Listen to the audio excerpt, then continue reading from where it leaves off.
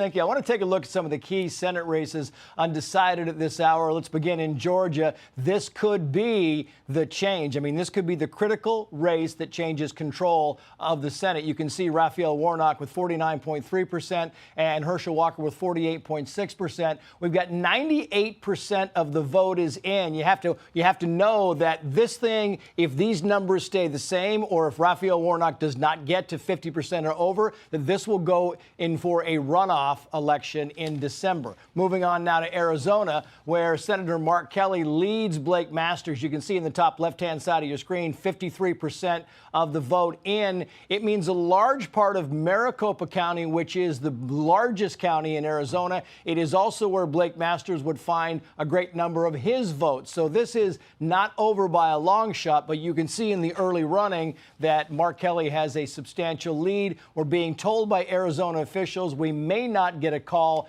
in this one until the morning. In Nevada, Democratic Senator Catherine Cortez Masto leads Republican Adam Laxalt. And this one's kind of the same situation. You've got 54% of the vote in. You've got 60% of the vote in Clark County. That is Nevada's largest county. Also in, 40% left. And that 40% left in Clark County is more than the rest of the counties put together. So there's a lot of votes to be counted. Washoe County up in the north, which is Reno, and then some of the outlying counties are expected to go toward Laxalt. This thing will get much closer. And finally, in Wisconsin, Ron Johnson, Mandela Barnes.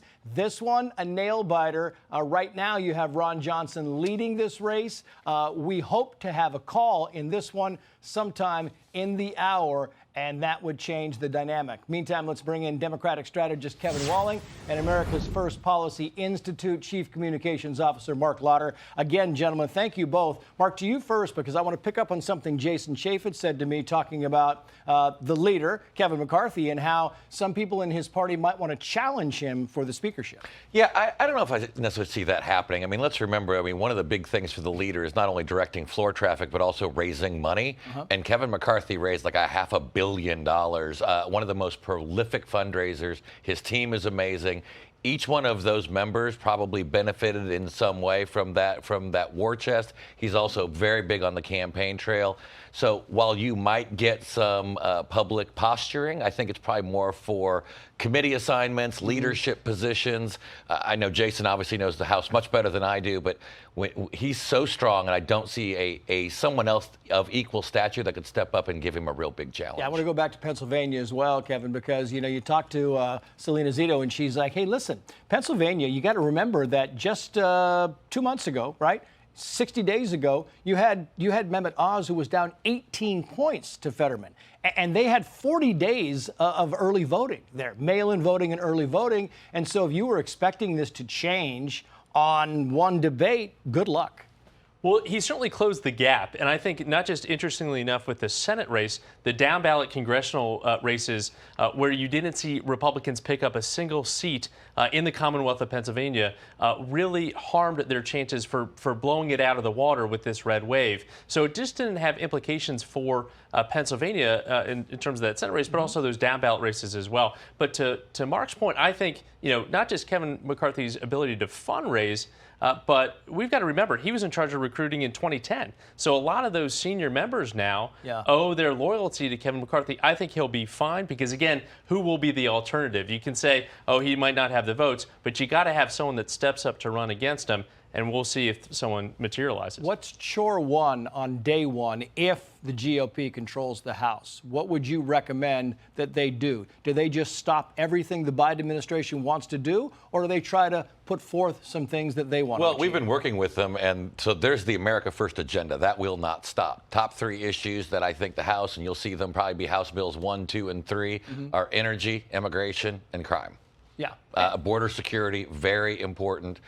You'll probably also see a very quick repeal of the 87,000 new IRS agents as pretty quick order as well. Interesting to me as you look down these lists of all these top issues, and border security was way down, Kevin. It certainly was, I think, in some of these national races, but certainly in Texas that overperformed. I think in Florida, a lot of people in Florida lined up behind the governor based on his actions recently around the immigration debate. But kitchen table issues trumped a lot of these core issues. and you saw abortion. We might not have been talking about it since the Dobbs decision recently, but that had a huge factor in a lot of these down ballot races as well. Yeah, it's interesting. Gentlemen, stand by. Let's bring in Steve Hilton from The Next Revolution. Steve, welcome back to you. I want to bring you in this as well because, you know, you're out in California right now, and there's one thing that is certain, that California, as you look at some of these local elections and you look at what's happening across the state and overall across the country, I'm not sure if crime was an issue because it was way down on the list, but in California, it is certainly an issue, and in New York, it was certainly an issue, Steve. Exactly. And as I pointed out earlier, that amazing result, he didn't win but came so close, Lee Zeldin.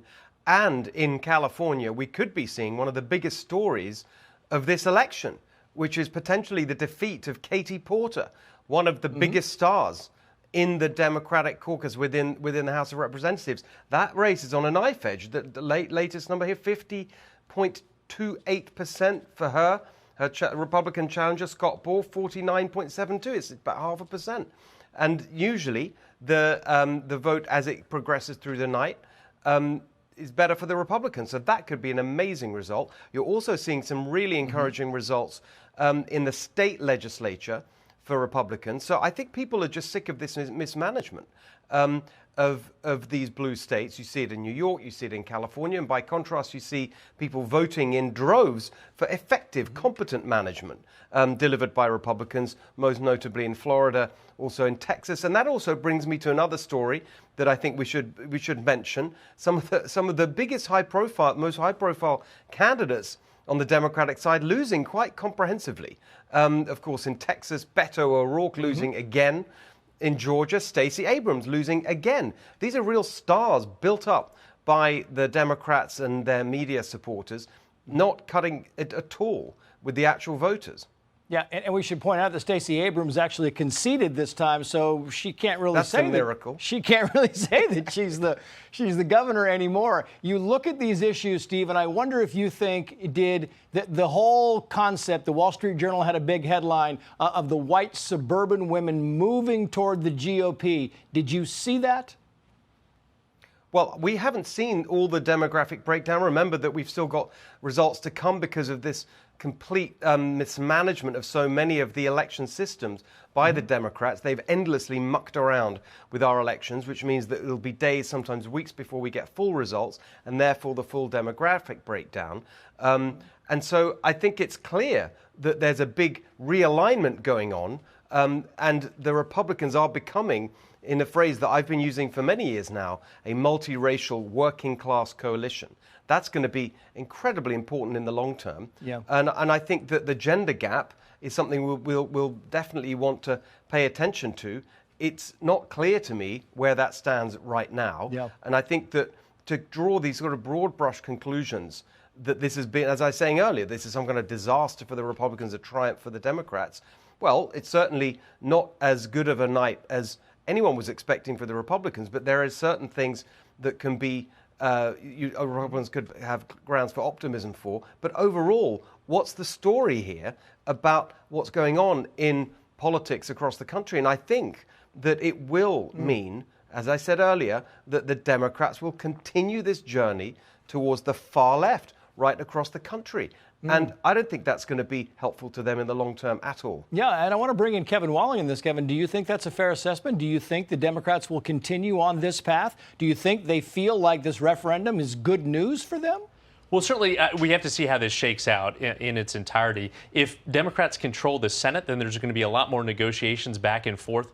Kevin McCarthy, to some degree, is an institutionalist. I don't think he's interested in huge fights over the debt ceiling if he has a slim majority. So it's all going to matter what the numbers are at the end of the day and who those leaders are. But I think you're going to see, an administration, a Joe Biden administration, that got a lot of things done in the first 2 years of that administration, probably pivoting to overseas engagement, the world. That's what President Trump did in his last 2 years, regulatory reform, which is things the executive agencies and departments can do, and less in terms of interaction with Congress. Everything the president has touched, Mark, has turned to bad things. I mean, you look at the economy and Afghanistan and the border and I could go down a list, and he keeps pointing fingers. No, it wasn't us. It wasn't us. And apparently the finger pointing is effective. Well, I think to Steve's point earlier about mismanagement, and I think people are tiring of it. And so I think once we start giving them an opportunity to see what can be done, and if we have the majority in the Senate, we can actually bring it to the floor, try to work through and send things to the president's desk. If we don't, we'll definitely put things through the House of Representatives, and they can go to die in the Senate with Chuck Schumer. But you will see plans to lower energy prices, to seal and secure the border, to deal with crime, to deal with the things that matter to the American people.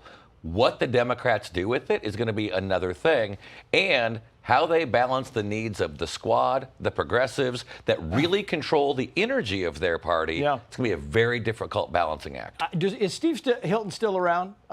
Is he still in his I seat? am. Steve, I just want to go back to you very quickly again because, you know, Mark brings up a good point. You talk about the makeup, you talk about what's happening, and you look forward because before tonight, everybody was saying, you know, if it's bad, the Democrats are going to look at Joe Biden and say, you know what, Mr. President, you can't run in 24. We'll need somebody else. Is that still on the table, or does this give President Biden new life?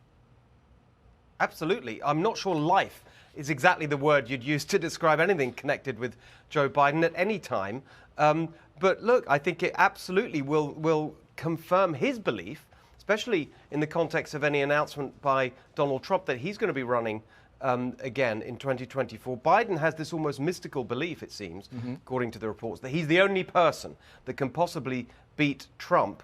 And so even without this kind of result, I think Biden would be very strongly arguing that he should be given another crack at it. Now, I think it's going to be very hard for anyone to persuade him that he should step aside. And so I think we are going to see Biden there. And I think it's not just a disaster for the country, because he's obviously such a totally incompetent and embarrassing leader, if you can even use that word to describe him. I think it's a political disaster for the Democrats, because the longer they persevere with this kind of feeble machine politician, the worse it is for them. And I got to go, but does Trump run? Yes or no? I got 15 seconds, Steve.